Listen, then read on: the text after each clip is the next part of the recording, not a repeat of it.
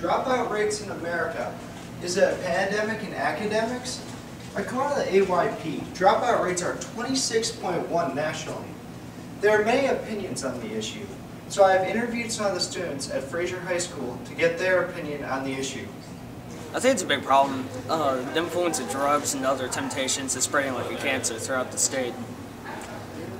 I would think it's pretty serious since the economy is going down. I think they're a huge problem. I think you don't have the opportunities that you could have. You can't do a lot of things. Once you drop out, you don't have many options at that point. I feel as though dropouts are the scourge of high school and they end opportunities. I think dropouts are bad because there'll be less job opportunities, and without jobs, you'll end up homeless most likely. I don't think dropouts are a problem at all. Someone's got to deliver my pizza, you know? I do like to eat, and especially if I got a job, because I graduated high school, I got some money to spend. It's a big problem. You shouldn't be a dropout, ever.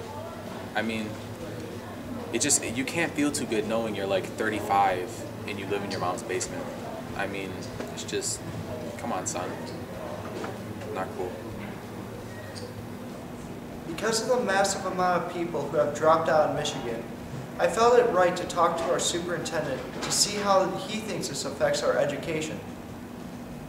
Well, I think dropouts affect not only Fraser but any school district. Of course, first and foremost, it affects our society.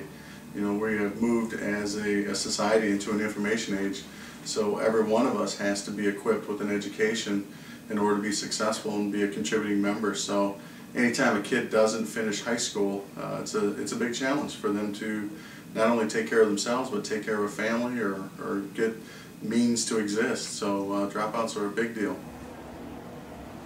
Okay, so this problem exists, but what can we do to fix it? I've talked to some of the people in Fraser to ask them exactly what is this problem, what can we do? I think Michigan definitely needs to invest in their future. One of the key things that we try to point out in the counseling office is you have to show them what's going to be available in the future for them and what's going to be available without the education.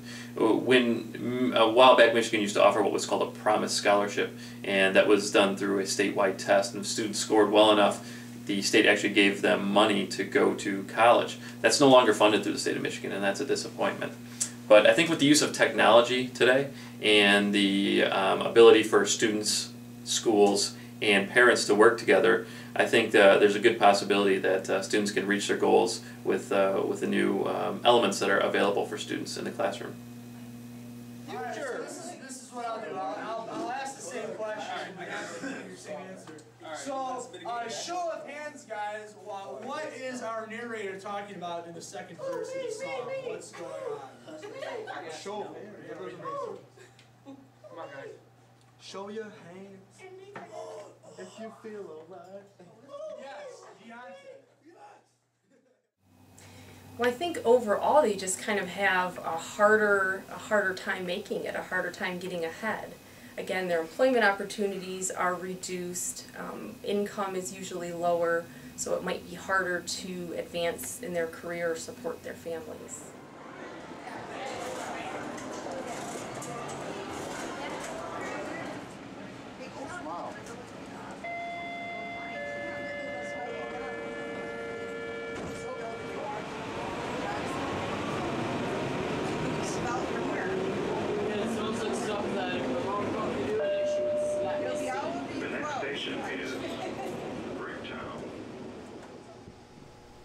Dropping out of school can be illustrated to taking a train ride through the city.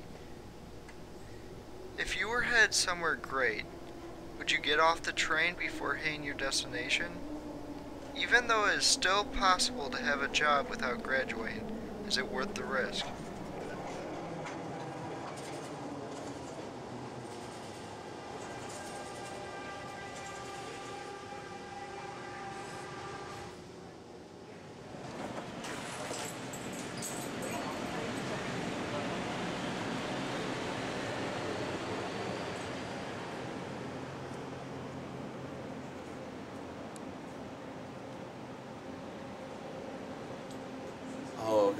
finding a job sucks because I don't have a diploma or GED or anything like that. And then, you know, when you're going to get the job on the application, it's going to say your schooling, and then it's embarrassing to a point. Well, more embarrassing than anything.